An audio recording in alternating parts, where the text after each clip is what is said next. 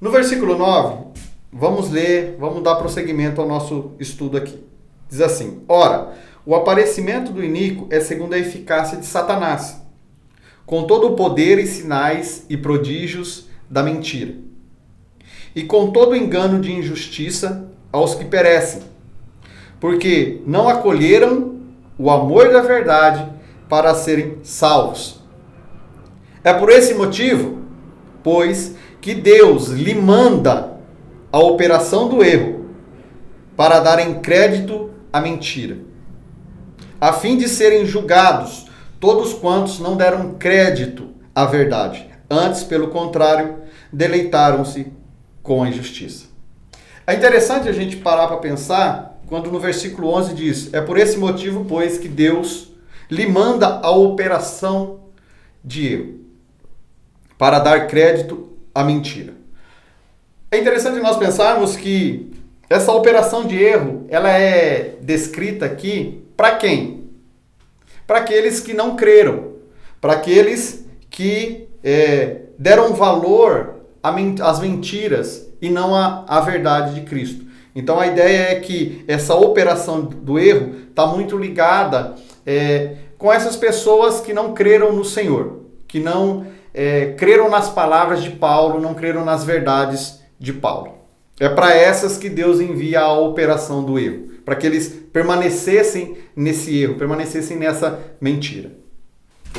Essa palavra do versículo 12, deleitaram-se com a injustiça, a tradução dela no grego é eudokeu, que significa aprovar, satisfeito, considerar com benevolência, vontade de fazer bem. Ou seja, nos traz uma ideia de que essas pessoas, elas aceitavam, elas aprovavam, elas se deliciavam com o pecado.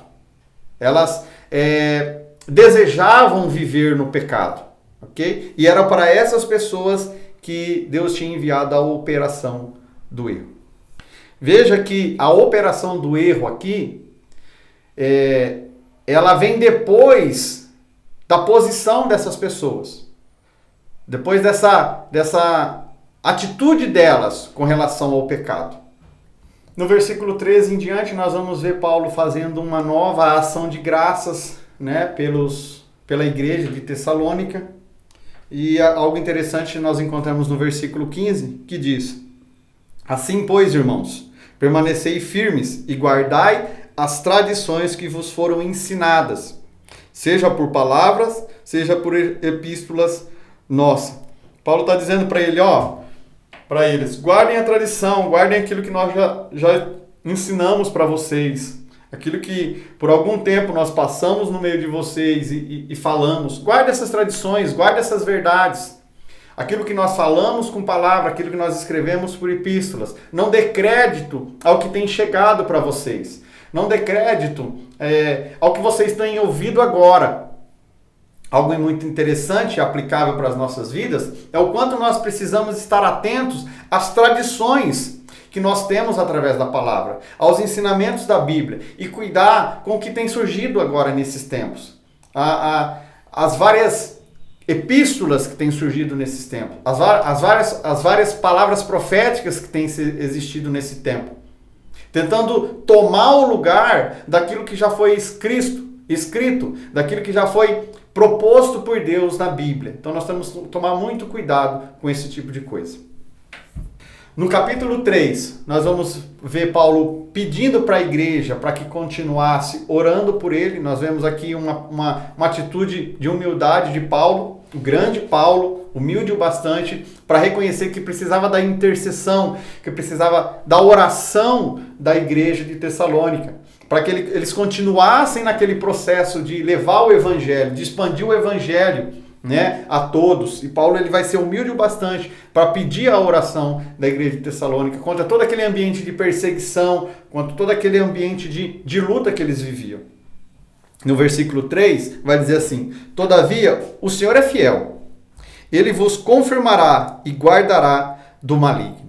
Essa palavra maligno pode estar relacionada a tudo aquilo que nós acabamos de estudar a respeito do homem da iniquidade. Ou seja, Deus ia guardar a igreja de Tessalônica desse homem da iniquidade. Ou Paulo poderia estar afirmando aqui que Deus iria guardar eles de todo esse ambiente maligno, de toda essa opressão que eles viviam.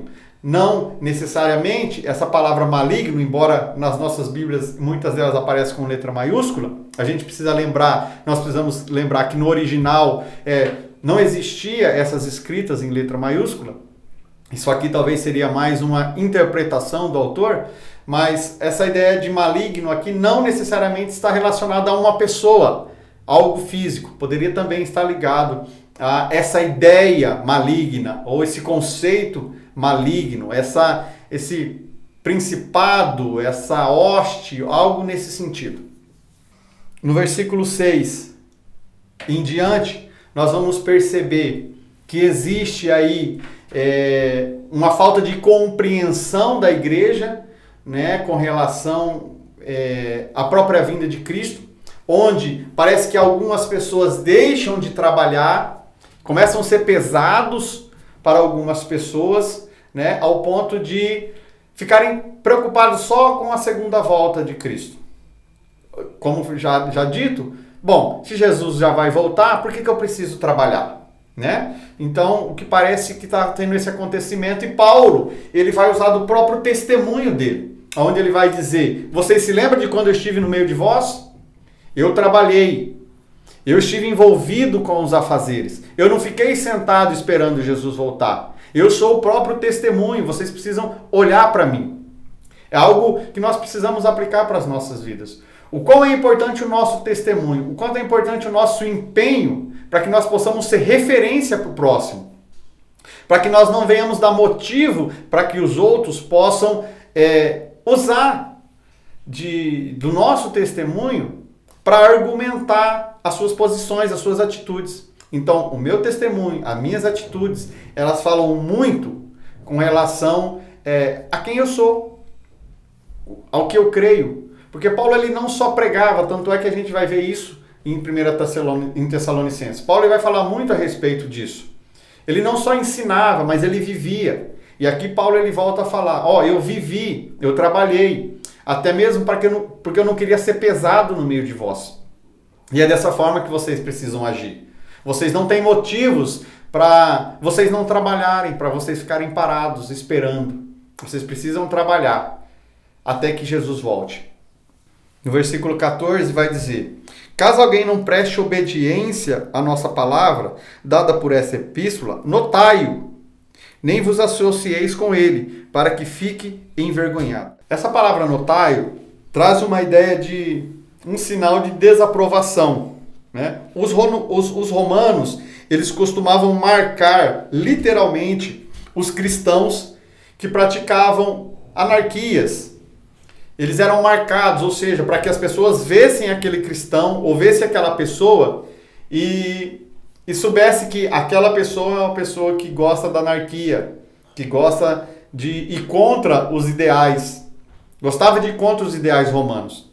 Essa palavra ela traz o mesmo sentido, de uma ideia de que, anotai ela, chame a atenção dela, mostre a respeito. Mas para quê? Para que gerasse uma conversão, para que gerasse uma mudança, um certo envergonhamento daquela pessoa, por estar sendo vista dessa forma. E ela pudesse então ser transformada, ela pudesse ser mudada. Essa é a ideia de Paulo nessa passagem aqui. E aí nós vamos chegando então no final dessa epístola, onde Paulo começa a saudar, começa a se despedir da igreja, e ele vai dizer no versículo 16: ora, o Senhor da paz, ele mesmo vos dê continuamente a paz, em todas as circunstâncias. O Senhor seja com todos vós. Interessante que Paulo ele vai encerrando e tratando a respeito da paz, né? Era necessário ter paz, era necessário que vocês estejam, que a igreja estivesse em paz um com o outro, até a vinda do Senhor Jesus.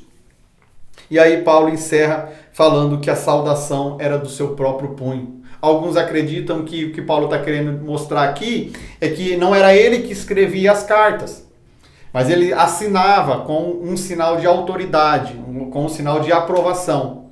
e outros vão dizer que não necessariamente era dessa forma que acontecia, mas foi uma forma que ele decidiu encerrar essa carta dessa forma, né? Afirmando que ele estava assinando, ou seja, eu faço parte disso aqui, é eu que estou escrevendo para vocês e espero de vocês uma mudança, espero que vocês atentem para tudo isso. Ok? Encerramos assim a interpretação do livro de 2 Tessalonicenses.